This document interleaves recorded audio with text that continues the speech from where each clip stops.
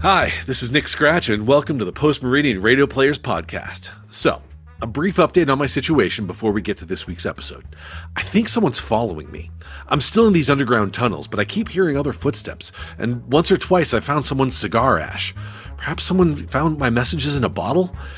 I can only hope. But in the meantime, let's take a peek in the PMRP vault for this week's episode. You know, one of these weeks someone's going to ask why I carry a vault around with me. But here we go. For this week, it's the final episode of Isaiah Plovnick's The Madmen's Guild, I've Got No Spoon. Last time, we learned that Professor Peenhammer had been poisoned, which was the cause of her going mad, but we still don't know who poisoned her, or what it all has to do with the strange wireless signals that have been causing so much trouble throughout Coppersteam City. Perhaps it has something to do with whoever broke into the wireless plant and turned the power up to maximum? I'm pretty sure the Hatters know what's going on, but I doubt they're going to tell us. Let's see if we can make some sense of this nonsense in tonight's finale entitled Vestibule.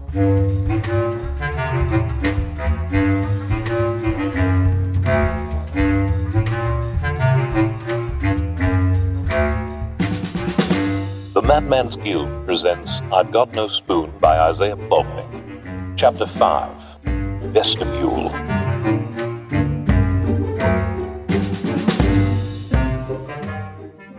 Here we are at last, the finale! I don't know why we couldn't have just done this bit first. It's the most exciting bit. When last we left you hanging from a cliff, it was revealed that Professor Peenhammer had been poisoned out of her wits. Shock and horror! Horror and shock! And though Macaulay and I were able to coax a bit of coherence into her for a moment with the help of the Grand Loony, Simon Sparkowitz was left with more questions than answers, and he stormed off in a puff of a huff. But later that evening, an intruder broke into Tesla Cliff Station and cranked the oscillator up to maximum. And though the trespasser had done a runner before Simon could nab them, they had left behind something extraordinary. But before he would be able to make heads or tails or legs or wings or paws or proboscises of it, things were about to get much stranger. The next morning began much as any other for the people of Coppersteam City, and for Phineas Watney, long-suffering husband of Crackatus Quirkwright, this meant something exploding. Crackatus! Yes, my love? Oh, what in the name of decency have you done to the wardrobe? Oh, do you like it? I fitted it with an automatic cravat steamer. No more wrinkled ascots. Isn't that marvelous? If by steamer you mean incinerator, then yes, it worked like a charm. Oh, every single stitch of clothing I own, reduced to ash. Oh, Crackatus, why won't you let me have nice things? Vestibule! What was that, dearest? Everything you touch goes up in flames! Vestibule! What? Vestibule? Vestibule! Why are you saying vestibule? I don't know. Vestibule! Oh, I'm frightened, Crackatus! Vestibule! Whilst in Mrs. McRivet's emporium... Hello, Mrs. McRivet. Hello, Mrs. Sprocket. Vestibule. Oh, bless you. Hey, I didn't sneeze. Vestibule. Oh, you ought to have something for that, dearie. I'll put the kettle on. Whilst by the fountain in Stopgap Square... Constable!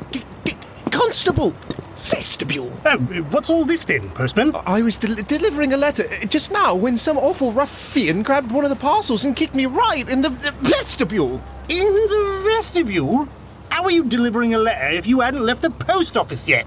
As it turns out, these involuntary vestibular ejaculations were rife throughout the city, and upon stepping outside to greet what he was certain would be a miserable day, only to be greeted by a chorus of vestibules from his neighbors. Oh, what fresh hell is this? Simon Sparkowitz could think of only one place to make inquiries. Runcible Street was as packed as a tin of kippers when Simon arrived. That is, if the kippers were all human-shaped, banging on the door of the cracked pot and shouting vestibule. Oh, Bloody hell. Excuse me. Pardon me. Can I just get past?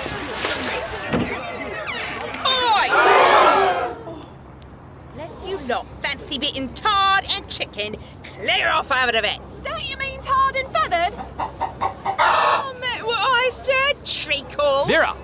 Oi! Vera! Oh, it's Mr. Empresario, is it?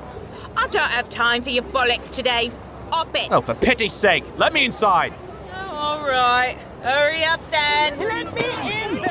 All of you back.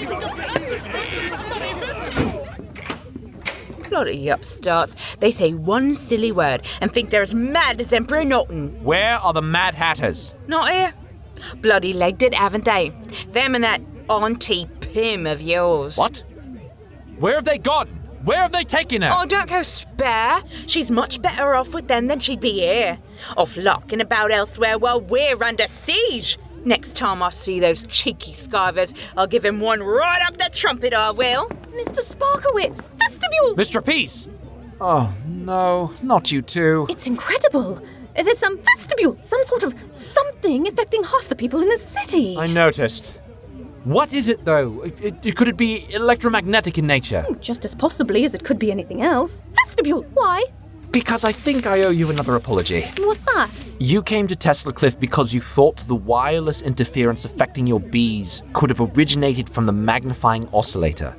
Well, last night, someone broke into the station and turned the oscillator on at full capacity. I got there as quickly as I could, but whoever it was leapt out the window before I could see their face. They took something with them, a large box or crate under their arm, but they left something behind as well. Notes. Vestibule. Calculations. They're from Professor Peenhammer's notebook. I know her handwriting anywhere. Whoever it was at the tower last night was the same person from Excelsior who poisoned the professor to steal her research. This looks like formulae for calculating the field strength of some vestibule resonant inductive circuit. But I don't understand. Tesla Cliff transmits standing waves through the vestibule ground, and the city is far too low to be affected by vestibule impulses carried by vestibule ionospheric propagation. How could vestibule, my word, this is becoming tiresome? I don't know, but it can't be a coincidence. There are only a few pages here. I can't see the whole picture. The professor tried to explain it to me yesterday when the Hatters bird-brained her, but I can't make sense of it. I still can't. I've tried. Well, perhaps there's something I can add to the vestibule picture. What do you mean? I was able to vestibule reconstruct Protemus's analog engine. There's a possibility that the vestibule signal frequency that drove them berserk in the first place is still in the vestibule chronological cognition array. If we can vestibule reproduce the signal, we can vestibule... Oh, you can see what I'm getting at, can't you? Stephenson's rocket. We can reverse engineer the frequency. Come on, let's get to it. The next time we saw Vera, she did not, in fact, give us one right up the trumpet, though she didn't half give us a good lashing with the rough side of her tongue, and no mistake. But saddened though we were to be elsewhere when the guild hall was being bombarded with vestibules, my colleague and I and our welly-bearing friend had gone shopping! What about that one with the triple pipe masts and the stripy balloon? Oh, I do love a stripy balloon. Oh, everyone loves a stripy balloon, but it's got no cage, has it? We need one with a cage.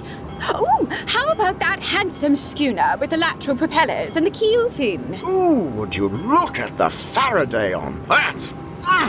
That's one of yours, isn't it, Auntie? Rotation, rotation, rotation. Absolutely sold.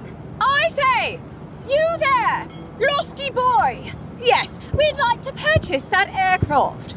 Eh? She's not for sale. Besides, I'm not the captain. In that case, we shall be commandeering this vessel, and here's a shiny, probably not cursed ruby for you to forget we were ever here. Forget who were ever here? Who are you? Who am I? Where'd the ship go? Cheers. Splendid. Prepare to weigh anchor, Captain Von Arkham. Aye, aye, Captain Wellsfern. What fool put a window on the floor? Shopping for airships is easy. reproducing a 4-day-old wireless frequency from the chronological cognition array of the Type 76 analytical engine of a massive automaton, on the other hand, is rather tricky. But Simon and Eloise, whose brains were individually quite considerable and an unstoppable, well-oiled problem-solving machine when working in tandem, made swift work of it. However, upon conclusion of said swift work, they were faced with but another riddle. 25 hertz? I don't understand. That's not vestibular. Even on the wireless spectrum, you'd need an aerial receiver to be miles long just to pick it up. That's the sort of wavelength you get with lightning or in the vestibular magnetosphere. Or, hang on. What? Or what? Egads! Vestibule! Brainwaves! Neural patterns of alert activity in the vestibule. Human brain oscillate at frequencies between 12 and 30 hertz. 12 to 30, now we're up and about. But even if someone were vestibule transmitting artificial brainwaves, how could our brains vestibule be receiving them? No, that's impossible. It can't be. What can't be? We must bring the ocean ourselves, she said. A field, she said. This equation, I assumed it was meant to determine the vector magnitude of an ordinary inductive resonant field. But that notation isn't vector, it's scalar. A real scalar field. A signal sent through a real scalar field could, theoretically, carry for hundreds of miles without the slightest impedance, pervade the most insulated of circuits, even the central nervous system. Great giddy aunt! Vestibule! But it's not possible, it's only a theory! You said it yourself. Vestibule! The professor was brilliant. Brilliant, not mad. That came later. She wouldn't... What else could it vestibule be then? Even if she had somehow designed a machine that could somehow generate a real scalar field somehow, and someone wanted to use it to somehow make half the people in the city shout vestibule like some antechamber-obsessed cuckoo clock for some reason, it would require megavolts of power to... Like Tesla Cliff? Buggery. Well, one problem, vestibule sorted though. What's that? Before my apisoids were designed to respond to vestibule vocal commands, I used this vestibule heterodyne headband to guide them. It gives off a vestibule variable signal that each drone would be tuned to, so they would follow me wherever I went. If I just loop these transceiver vestibule coils to mimic any incoming frequency, it should cancel out the interference. This trapeze, that's ingenious. Even fits under my flight cap. Give me 10 minutes and I'll make one for you. How long will it take to make enough for everyone in Coppersteam? Boy, circus boy. Someone here with a message for you. Hello, Gov. You? Miss Peppersass. Hello, Miss Queen Bee. You, Gov. Some sorry-looking bloke paid me a £5 to give you this. Sorry looking... Who? Oh, now do I? Got me £5. Cheers! Simon, it was Van Widdershins who poisoned Peenhammer so he could steal her research. I'm sorry I was too much of a coward to say anything sooner. He must be stopped before he ruins us all, Digby. Van bloody Widdershins. I might have bloody known. I have to get to the university. If I can find the machine, maybe I can stop this vestibule nonsense. You're not leaving without a headband. 3 minutes and I'm coming with you. I'll have Mr. Quirkwright start making them for all the guild members. Some of them have delicate brains. Ether's the professor. Don't worry, Simon. She's with Von Arkham and Wellsvern. Not even a scalar field could get through their hats. You'll see, they'll look after her. That's what I'm afraid of. We have to hurry. Simon and Eloise made ripping haste for Excelsior. They made haste like my colleague and I make an entrance. Which we will in a bit, just wait. But for the nonce. Come out, Van Windbag. The game is up. Looks like nobody's home. Well, the lights are on, though. That's Van Widdershins for you. Either he stepped out for tea, or he left in a hurry. Do you see anything that could be Peenhammer's machine? I don't think so. Everything here is fairly standard. Even this? Schematics.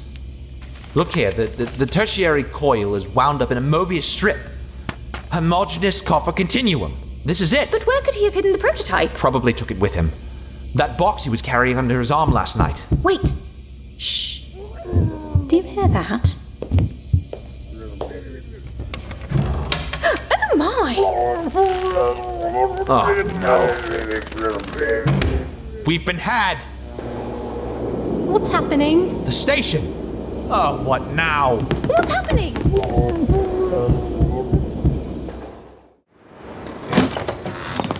Look!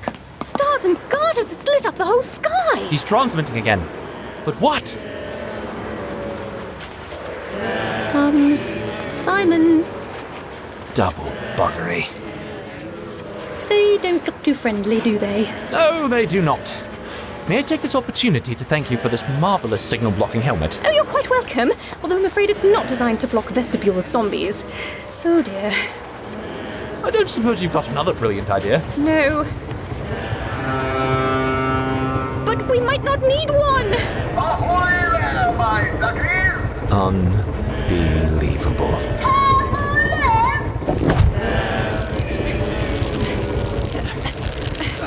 That's it! Off you come! Quickly now! You two certainly know how to make an entrance. Welcome aboard the Strato ship Pumpkin Legs. It says the cloud splitter on the hull. Don't look at us, lad. She named it. Why would you put rouge on a daffodil? Hello, Professor. Thank you both for keeping her safe. I say, that's a spiffing funny hat you've got on, my lad. Oh, and you've got a runcible on it. What? No, it's a frequency blocker. Miss Trapeze didn't have time to make the frame, so she fit the circuit into this pith helmet, and you used one of your silly spoons as a resonator. Oh, so it quacks like a duck as well. It is a bit funny, Simon. Pumpkin legs! Fine, haha, funny hat. We have to get to Tesla Cliff Station now. We have the schematics for the scalar field generator. If we can get inside, I can switch it off. Just mad enough to work. I like it. Goggles down, duckies. All ahead full, ascent at 32 degrees. Tally-ho! Gracious, look at them all down there. The entire city must be vestibuled now. Oh, the guild hall. When we left, there were scores of them surrounding the cracked pot. Oh, yes, the poor things. Sure enough.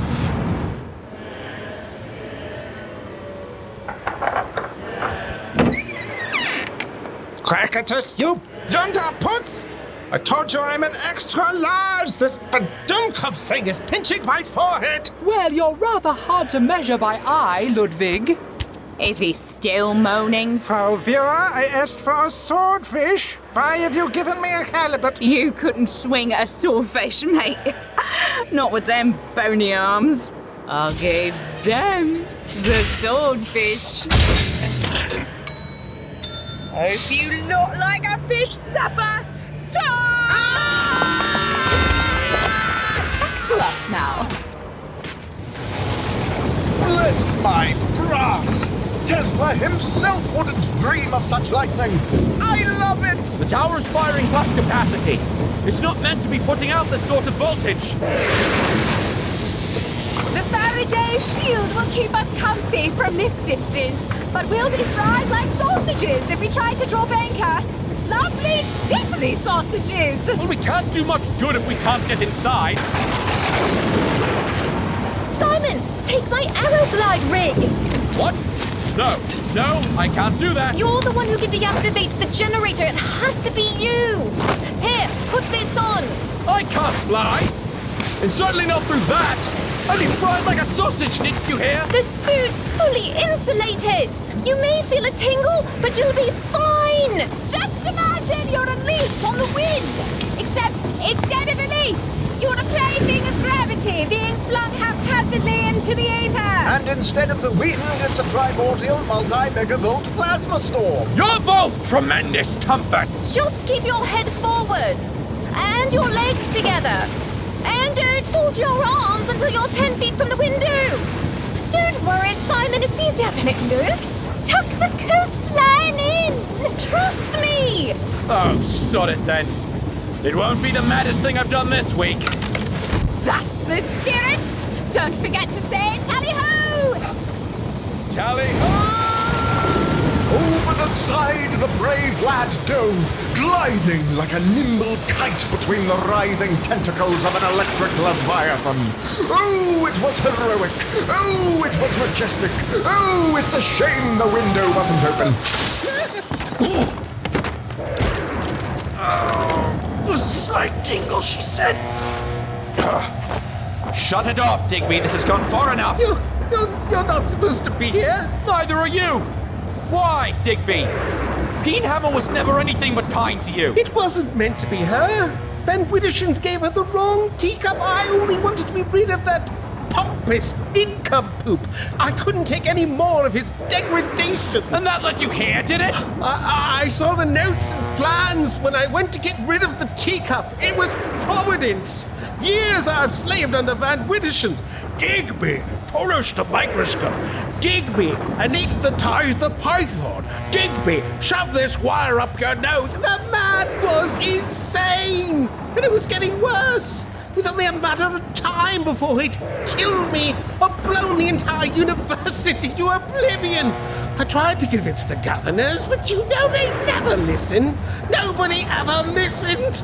I'm a visionary. I have designs that will make Copperstein City the innovatory capital of the world.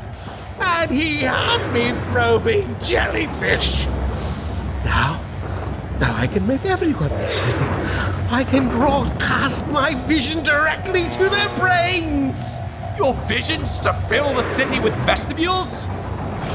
Well, it's not exactly easy to quantify brain patterns. Wait.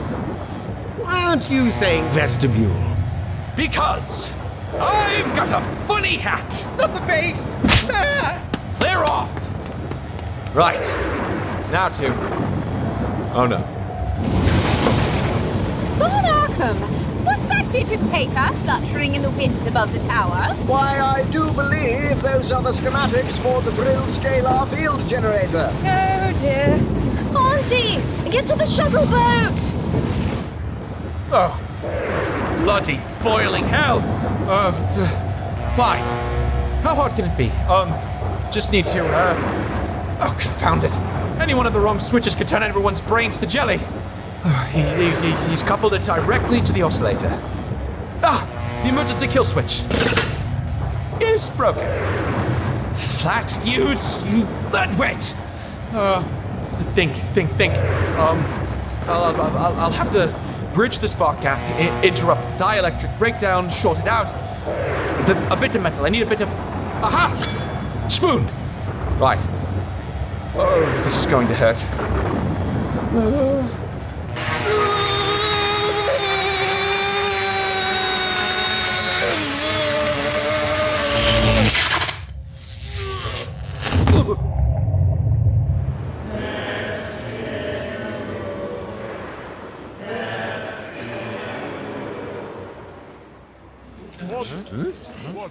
Trout omelette!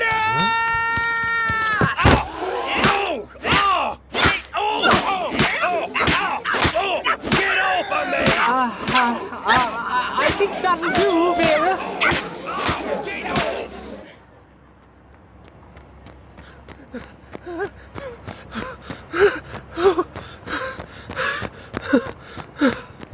I dare say the Weasley fellow is making for the Cogston Road rail station. What? No, get away! Not anymore, it would seem. The little bugger's making for the Crank Street Bridge now. What was the name of that polisher fellow? Waxblot, was it? Yes, let's have Nigel pay him a visit yesterday, shall we? Get away! Get away! Get away! Oi! Look what you done! I just waxed that! Oh, my head. I believe you owe my bees and this good woman an apology, thank you. The beans have fallen off the crocodile's hamp.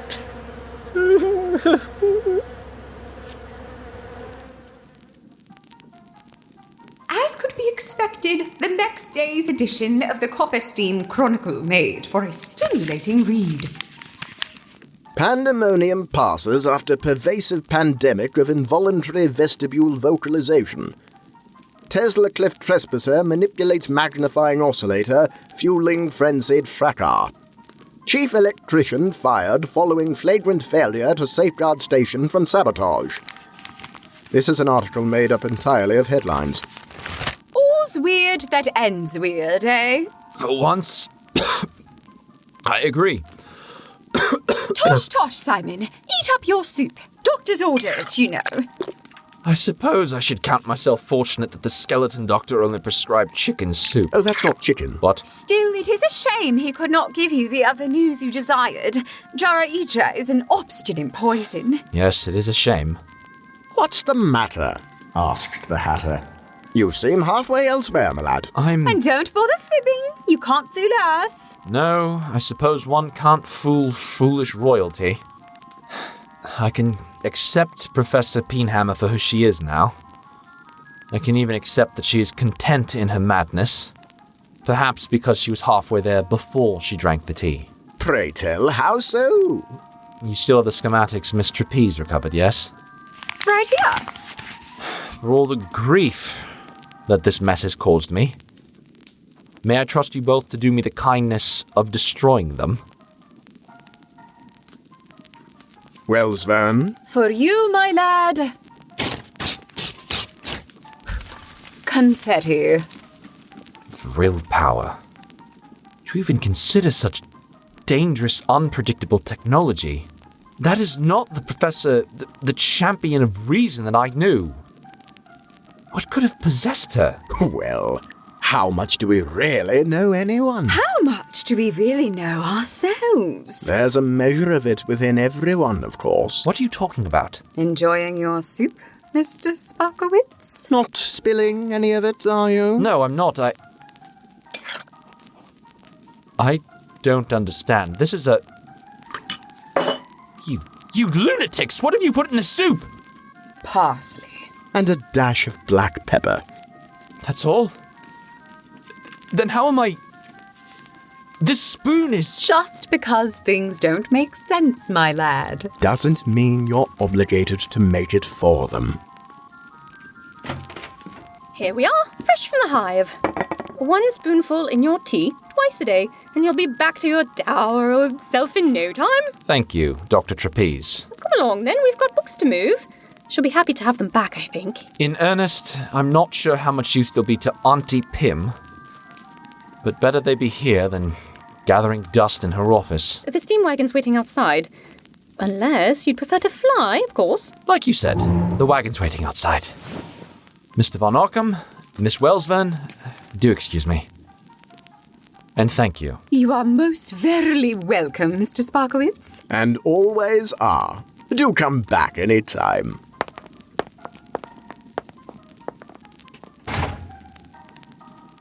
And that, in a myopic sense, is that.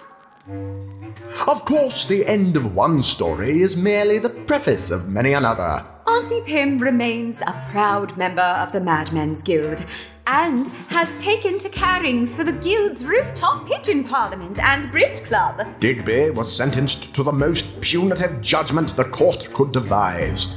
Going back to work for Van Widdershans. My colleague and I keep a close watch on him, though. The continuing adventures of Eloise Trapeze are almost too numerous to chronicle, but we may note that soon afterward she built a second hive in her hometown of Stokefire, and weekly returns to train aspiring young artificers in the art of mechano-apiculture. And Simon Sparkowitz, having demonstrated his ingenuity and resourcefulness in the defense of Tesla Cliff Station, was appointed as the youngest chief electrician in copper steam history. As for my colleague and I, well, we are as we always are. Though I'll wager you're wondering why we agreed to tear up the schematics for that delightfully mad invention. Doesn't seem like something we would do, does it? Most decidedly out of character, I should think. Well, not to worry, my duckies. A scientific principle is much like madness. It's always there, if not immediately apparent, waiting patiently for its time. And everything has its time. And just as well we did tear them up before Mr. Sparkowitz could look too closely at the schematics. One can only only imagine how he would have reacted had he noticed certain alterations to the original design had been made in 2 different sets of months-old handwriting. And 1 or 2 doodles of lizards riding penny farthings. We couldn't resist.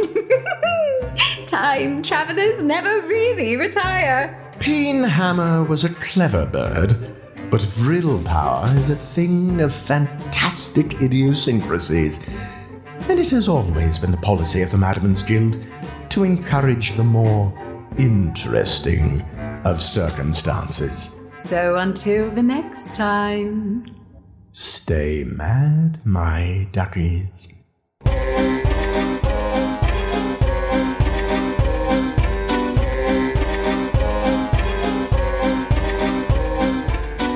That chapter of I've Got No Spoon featured Isaiah Plovnick as Von Arkham, Ashley Ristine as Wells Verne, Peter Wallace as Simon Sparkowitz, and Gary Keebaugh as Eloise Trapeze, with Elizabeth Ross as Auntie Pym, Ariel Kaplan as Vera, Andrew Winson as Dr. Knockengust and Mrs. McGrivet, Andil Blank as Cactus Quirkrat, Jeremy Holstein as Digby, Eric Chung as Professor Van Wittershins and Grandma Sprocket, Lily Dean de la Quercia as Jack Waxblot, Rebecca Green as Penny Peppersass, Aaron Stoliker as Phineas Watney, Justice Perry as Constable Thumbsmoke, Chingway Patrick Sullivan as Postman Sputtertilt and the Dockhand, and additional voices by Phoebe Roberts, Jackie Fryman, and Naomi Ibisitas.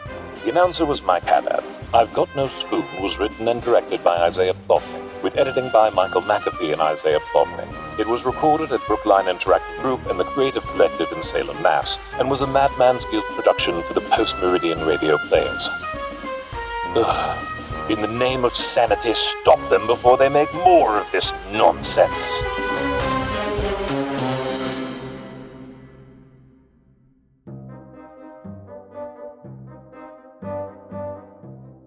Well, as they say, all's weird that ends weird. Do they say that? I don't know.